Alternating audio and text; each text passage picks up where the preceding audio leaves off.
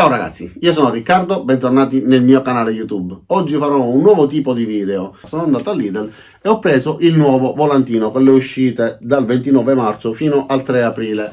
Ho pubblicato le fotografie del volantino nei vari gruppi di Parkside su Facebook, ma anche nel mio gruppo di Fai da te su Facebook, anzi vi lascerò il link così potete iscrivervi. Ho visto che ci saranno delle nuove uscite di prodotti Parkside, alcune novità, alcune invece sono prodotti che già sono usciti. Quindi ho deciso di sfogliare assieme a voi il volantino, visto il grande successo che hanno avuto in pochi minuti queste fotografie appena pubblicate. Allora dico, possibilmente vi interessa vedere da vicino cosa è stato pubblicato, quindi sfoglieremo le varie pagine, guarderemo gli utensili e le commenterò in modo da darvi la possibilità di valutare se è il caso di acquistarle o meno in base alle caratteristiche degli stessi utensili. Iniziamo. E allora, come abbiamo detto, è il volantino che trovate già alla Lidl con le uscite dal 29 marzo fino al 3 aprile del 2021. Andando direttamente sulla pagina dell'uscita degli utensili possiamo vedere che sulla parte alta sono riportati alcuni utensili con la batteria opacizzata. Questo ci fa capire che sono utensili che verranno venduti privi di batteria e che le batterie sono compatibili con tutti gli utensili della linea X20 V-Team, quindi praticamente tutti gli utensili che stanno proponendo. In contemporanea verranno vendute anche le batterie sia da 4 che da 2 A e sommando il prezzo della batteria al prezzo dell'utensile si avrà su per giù il prezzo dell'utensile come era stato venduto quando era completo già di batteria all'interno della valigetta, euro più euro meno. Questo ci dà la possibilità, se già possediamo degli utensili con la batteria X20 V-Team, di comprare solo l'utensile oppure comprare assieme utensile e batteria da 4 A oppure utensile e batteria con caricabatteria in base alle nostre esigenze. Allora, di quello che vi farò vedere in questo volantino praticamente vi ho già recensito tutto e di ogni utensile poi vi lascerò il link giù nella descrizione per poter vedere appunto la recensione. Questa è la sega circolare per legno con lama in dotazione da 150 con un foro da 16 mm e 24 denti. Diciamo che è una sega circolare per utilizzo hobbistico, per chi deve tagliare rapidamente e non deve fare tagli molto lunghi oppure tanti tagli ripetuti. Io la utilizzo spesso e soprattutto quando non ho bisogno di estrema precisione, perché la utilizzo anche a mano libera, però utilizzandola con una squadra, comunque con una battuta laterale, si possono ottenere dei tagli discreti, decenti, sicuramente non come un banco sega, però ci permette comunque di ottenere dei buoni risultati. È possibile anche collegarla ad un aspirapolvere, quindi in modo che tutti i truccioli vengono aspirati, ed è dotata di una guida laser che ci permette di seguire delle linee dritte e anche la regolazione dell'inclinazione con il taglio a 45 gradi. Poi da questa parte invece abbiamo il seghetto alternativo ricaricabile, come l'avete visto utilizzare tante volte anche durante la realizzazione di alcuni progetti, la possibilità di aspirare tramite l'aspirapolvere i trucioli che si formano e tramite questa levetta sulla base soffiare via i trucioli della parte frontale. Purtroppo non ha una guida laser. Comunque, considerando che il seghetto alternativo nel 99% dei casi viene utilizzato per fare dei tagli curvi e molto raramente viene utilizzato invece per tagli dritti. Per i tagli dritti si utilizzano altri tipi di utensili. È abbastanza potente e ha la regolazione del numero di giri, con una base antigraffio che è regolabile anch'essa per consentirci dei tagli con diverse inclinazioni. E poi torna il tanto atteso avvitatore con percussione, quindi trapano, avvitatore con percussione, ghiera rossa con l'impugnatura laterale. Questo è un avvitatore molto potente a spazzole con 2 velocità, ci permette sia di avvitare avendo una bassa velocità che di forare avendo una velocità alta. Diciamo che è uno degli avvitatori più richiesti e più ambiti, perché comunque già dotato di batteria con un prezzo di circa 50 euro era un must have, figuriamoci a 29 euro. Secondo me assolutamente da avere, e anche di questo vi lascerò poi il link giù nella descrizione per vedere la recensione. Questa è la sparapunti, ha una buona regolazione, riesce a far penetrare sia i chiodi grandi che i chiodi piccoli in base alla forza che imprimiamo dalla rotella superiore. Però il mio modello dopo circa 3 mesi ha smesso di funzionare correttamente perché i chiodini all'interno, se sparati molto rapidamente, si inceppavano, ma sto notando che questa ha comunque alcune modifiche, quindi sarà un modello nuovo. Spero che abbiano migliorato questo difetto, perché comunque per 3 mesi ha funzionato. Quando mi sono accorto che ha iniziato a dare i primi segni di malfunzionamento, allora ho deciso di direttamente di fare il reso ed evitare poi di ricorrere alla garanzia. Comunque funziona abbastanza bene, spara sia i chiodi che le graffe, e in ambito di fai da te un utensile del genere secondo me torna anch'esso utile. Questa invece è la pistola termica ed è la prima volta che io vedo una pistola termica a batteria. Noto subito che dall'immagine illustrata stanno utilizzando una batteria da 4A, quindi ipotizzo che sia più indicato l'utilizzo di una batteria 4A che ci consente di avere un'autonomia maggiore rispetto a quella da 2. Però è tutta da scoprire. Ritengo che anche in questo caso non avere i fili che ci intralcino sia una buona comodità, anche perché una pistola termica spesso viene utilizzata in situazioni critiche. Può essere utilizzata ovviamente anche in laboratorio, ma spesso si utilizza all'interno del garage, oppure si utilizza per esempio per fare dei lavori di idraulica, per poter scaldare dei tubi, poterli collegare fra di loro, eccetera. Io l'ho utilizzata più che altro quella corrente per deformare alcuni oggetti in plastica, plexiglass, eccetera. Questo invece è un compressore, più viene fornito con 2 utensili, questo set. Uno serve a gonfiare, infatti in dotazione vengono dati sia la prolunga per poterla collegare alla valvola, fino a che ovviamente altri tipi di ugelli per poter gonfiare palloni, eccetera. Basterà semplicemente premere il tasto, inizierà ad erogare dell'aria e questo ci permetterà di gonfiare le gomme, anche se in realtà non è consigliato per le gomme dell'auto, ma questo a quanto pare è una precauzione di tutte le case produttrici di questi utensili, dato che comunque sulla macchina ci viaggiamo e un utensile del genere potrebbe avere una taratura che non sia perfetta, e allora per una questione di sicurezza è meglio evitare di gonfiare le gomme dell'auto, ma riesce a farlo senza alcun problema.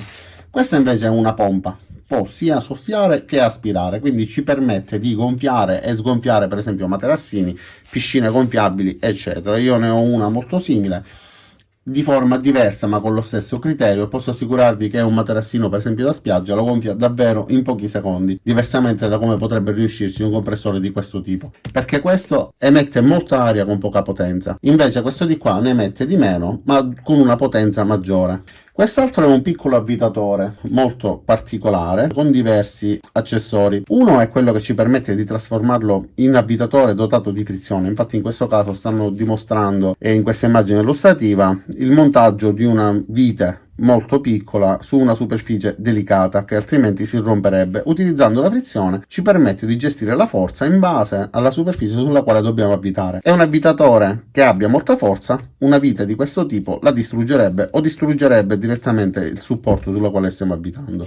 Poi ha in dotazione anche questo mandrino particolare con questa curva che ci permette di avvitare poggiando l'avvitatore direttamente sulla base senza dover andare inclinati, oppure quest'altro accessorio che ci serve per tagliare cartoni, tele, tessuti, eccetera. Ma vi lascerò il link giù nella descrizione, nel primo commento, per poter vedere la recensione di questo oggetto, che anche in questo caso viene rinnovato perché io già lo possiedo, ho la versione vecchia, è praticamente identico, ma noto che cambiano alcuni dettagli. Qua è spigoloso, qua invece è un pochettino più smussato, ma diciamo che è lo stesso utensile, sempre con batteria da 4 volt, e questa volta 10 Nm di potenza, invece l'altra volta mi pare ne avesse o 5 o 7.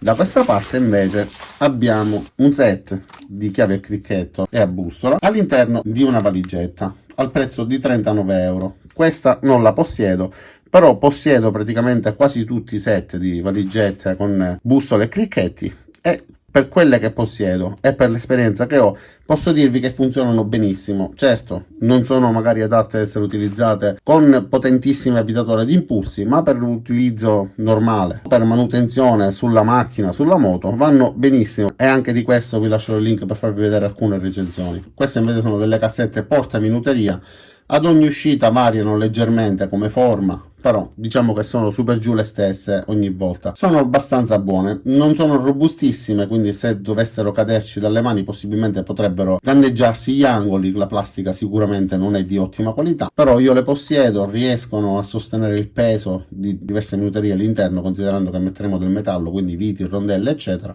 e ci permettono di mantenere ordinato il nostro laboratorio. I cacciaviti li possiedo di diverse versioni, ogni volta vengono rinnovati leggermente nella grafica. Io ho questa versione qua, la versione che vedete in fotografia invece ce l'ho in garage e viene dotata anche di un cercafase. Si tratta di cacciaviti per elettricisti, sono dei cacciaviti con la parte frontale isolata e sono omologati fino a 1000 volt.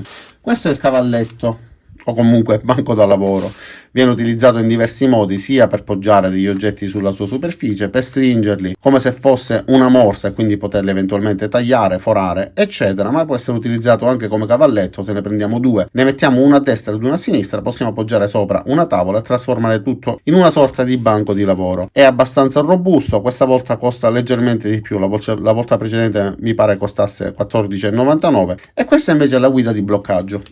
Anche questa ve l'ho già recensita, ci permette di eseguire dei tagli dritti o leggermente angolati. È lunga 1 metro e funziona praticamente anche come strettoio. Basta aprire questa leva, poi richiuderla dopo aver regolato la larghezza che ci necessita, e in questo caso si serrerà sulla tavola, consentendoci appunto di utilizzarla come una battuta laterale per eseguire dei tagli. Ma se dovessimo utilizzare delle tavole da affiancare ed incollare fra di loro, potremmo mettere la guida in questo modo, essendo uno strettoio le stringerebbe consentendoci di incollarle. Funzionano benissimo. L'unica cosa che ho notato è che utilizzandola con utensili pesanti che richiedono molta forza, a volte capita che si muova leggermente, per quanto possa fare preso a un minimo di oscillazione. Se dobbiamo fare tagli di altissima precisione, allora potremmo risentirne. Per tagli normali io non ho avuto mai nessuna difficoltà. E anche la regolazione dell'angolo, sinceramente, dovremmo farla utilizzando un goniometro, non ha una guida, comunque qualcosa che ci indichi l'angolo che stiamo impostando,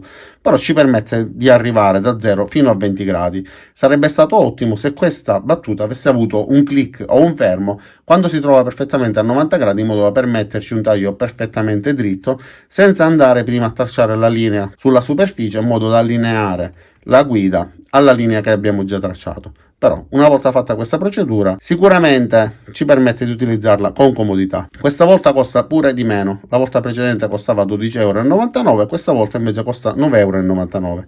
Infine i calzini non li ho mai utilizzati, non ve ne parlerò, ma sono dei calzini da lavoro per uomo che può utilizzare volendo anche una donna e che dovrebbero mantenerci un po' forse più comodo il piede o più caldo. Va bene ragazzi, io ho finito. Questo era tutto. E allora ragazzi, io ho finito con questo video. Devo ammettere che mi sono divertito nel realizzarlo. Mi sentivo quasi fra amici parlando degli utensili che usciranno e quindi anche delle mie impressioni avendoli già provati. Ora però non trovo più la pagina, quindi eccola. E allora, cosa dire? Spero che questo video vi sia piaciuto, spero che vi abbia tenuto compagnia, vi abbia aiutato soprattutto a vedere cosa è in uscita dalla prossima settimana e quindi valutare se è il caso di acquistarli o meno. Detto questo, io vi ringrazio di aver visto il video fino in fondo, ma vi ricordo di andare giù nel link che trovate sia nella descrizione del video che nel primo commento, in modo da poter intanto iscrivervi nel mio gruppo di Fai da Te su Facebook e poi poter vedere sia le recensioni che tante altre offerte che pubblico di prodotti che trovo su Amazon, eccetera, a prezzi scontati, quindi offerte a tempo, eccetera. Detto questo, vi ringrazio di nuovo, vi invito a mettere mi piace al video, iscrivervi al canale, cliccare sulla campanella qua giù per attivare le notifiche e vi do appuntamento ai miei prossimi video. Ciao da Riccardo e a presto!